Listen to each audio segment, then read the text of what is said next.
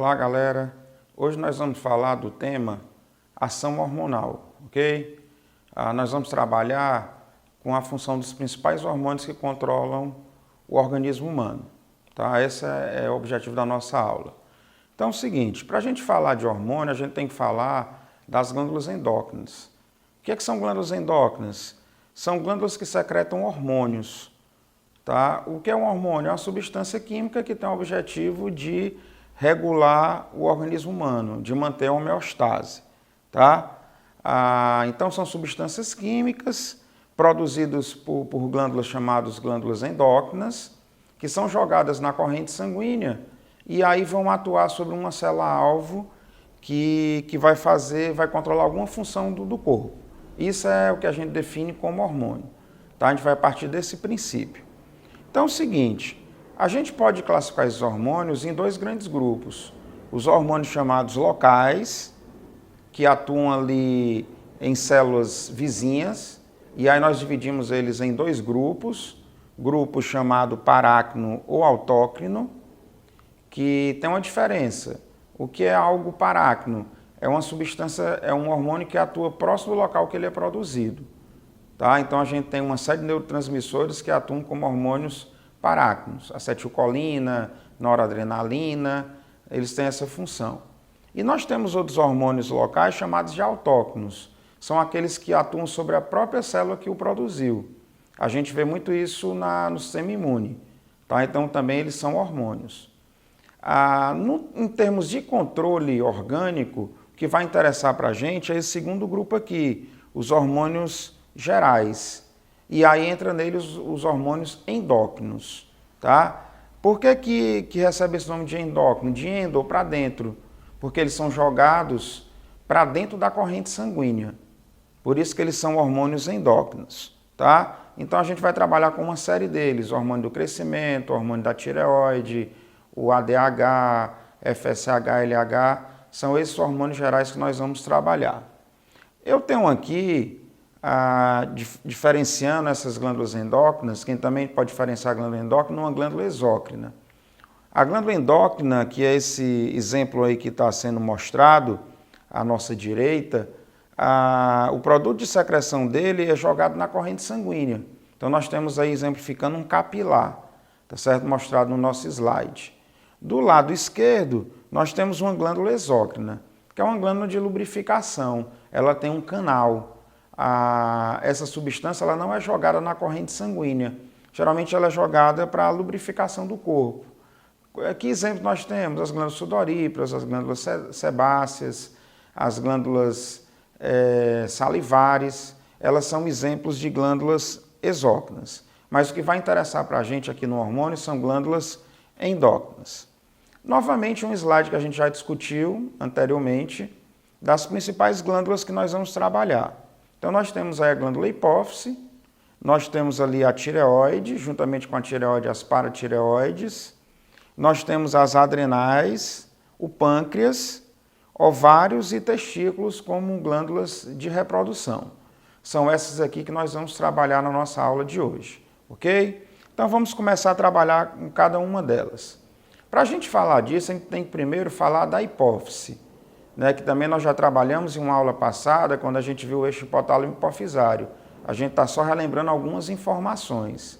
Então, nós dividimos a hipófise, ou glândula pituitária, em duas porções, que são porções anatômicas.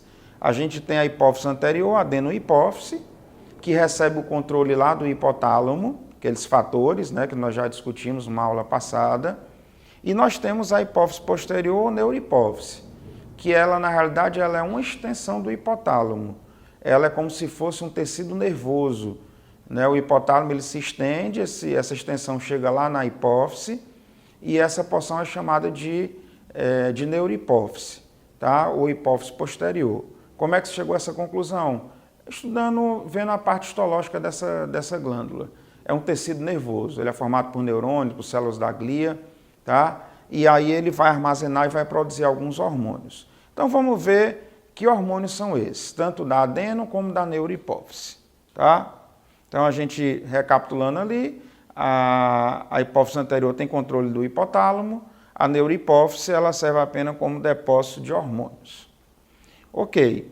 Temos aqui esses hormônios que nós vamos trabalhar. Tá? Nós temos aqui do lado esquerdo a adenohipófise, com esses hormônios que agem sobre a tireoide, o TSH, o ACTH que age sobre o córtex da adrenal. Nós temos ali o hormônio do crescimento e nós temos ali os hormônios FSH e LH que vão agir sobre ovários, além da prolactina que vai atuar sobre a glândula mamária. Esses são os hormônios da adenohipófise. Da neurohipófise, você vê ali do lado direito, superior, nós temos a ocitocina, né? E nós temos o ADH que vai atuar sobre o sistema renal, sobre o sistema urinário. Então é fácil a gente entender isso, a gente faz por exclusão. Nós temos ocitocina e ADH, do lado direito adenohipófise, neurohipófise, consequentemente todos os outros estarão na adenohipófise. Então a gente faz assim por exclusão, ok? Vamos lá, vamos ver um a um. Vamos começar falando da neurohipófise, ok? Então eu tenho aqui os dois hormônios da neurohipófise, nós vamos fazer por exclusão. Nós temos o ADH, hormônio antidiurético ou vasopressina, e nós temos a ocitocina, tá certo? Para que serve o ADH? Ele faz o controle do nível de água no corpo. Olha o nome, hormônio antidiurético. ADH, porque essa sigla é uma sigla que está em inglês, antidiurético hormone. Então, ADH, ou simplesmente vasopressina. O outro hormônio é a ocitocina, que ela vai controlar a contração do endométrio uterino e ela vai auxiliar na ejeção do leite, ok? Então, vamos pensar em duas situações para a gente entender o ADH. Nós temos aqui desidratação, que é a primeira condição. E depois nós temos a superidratação, que é a segunda condição. Vamos começar tratando na primeira. Desidratação. Então imagine uma situação que o organismo ele perde água. Que situação, professor? Atividade física, né? Uma situação comum. Uma hemorragia, que se perde muita quantidade de sangue, né? E o sangue basicamente ele é água. Uma desidratação, né? Insolações, são situações, ou mesmo a privação de água, são situações que você tem uma desidratação. Quando isso acontece, existem receptores que eles captam isso daí. Por que eles captam? Porque quando você perde água, a concentração sanguínea ela se eleva. Lembrem que concentração é a relação entre massa e volume. Se o volume ele é perdido, a concentração se eleva. Então esses hormorreceptores eles mandam essa mensagem lá para o hipotálamo. E o hipotálamo diz assim, opa, preciso liberar o ADH, eu preciso reter água, porque está muito concentrado. Aí esse ADH ele vai agir nesses locais. O que é que ele vai fazer? Ele vai diminuir o volume da urina. Ele vai agir lá nos túbulos contorcidos, lá no néfron, e vai impedir que seja eliminado água, ou seja, vai diminuir a formação da urina. Essa é a primeira função dele. Segunda função dele, ele vai agir sobre os vasos sanguíneos, ele vai fazer vasoconstrição. Por que vasoconstrição? Quando você faz uma vasoconstrição, principalmente em arteríolas, você diminui a quantidade de sangue que é jogado por rim. Se eu diminuir a quantidade de sangue que é jogado por rim, consequentemente, a formação da urina ela vai diminuir. Então, ele faz vasoconstrição periférica. Um terceiro local que o ADH atua é sobre as glândulas sudoríparas. Por que glândulas sudoríparas? O suor é uma maneira de eliminação de água. Então, quanto mais o organismo ele induz o suor, maior será a perda de água. Então, o ADH ele impede que isso aconteça, porque ele precisa reter água, ok? Isso é uma situação. Então, desidratação. E a gente pode pensar no ADH na superidratação, alta ingestão de líquido, qualquer líquido que seja que haja ingestão. Então, esses processos eles são inibidos. Consequentemente, tem maior formação de urina, os vasos se dilatam e a formação do suor ela tende a ser estimulada, ok? Por inibição do ADH.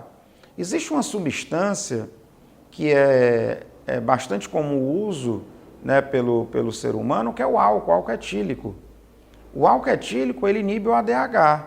Por isso que as pessoas, quando bebem, elas tendem uma tendência a urinar mais, ok? Então, esse é o nosso primeiro hormônio, o ADH, produzido por onde? Pela neurohipófise.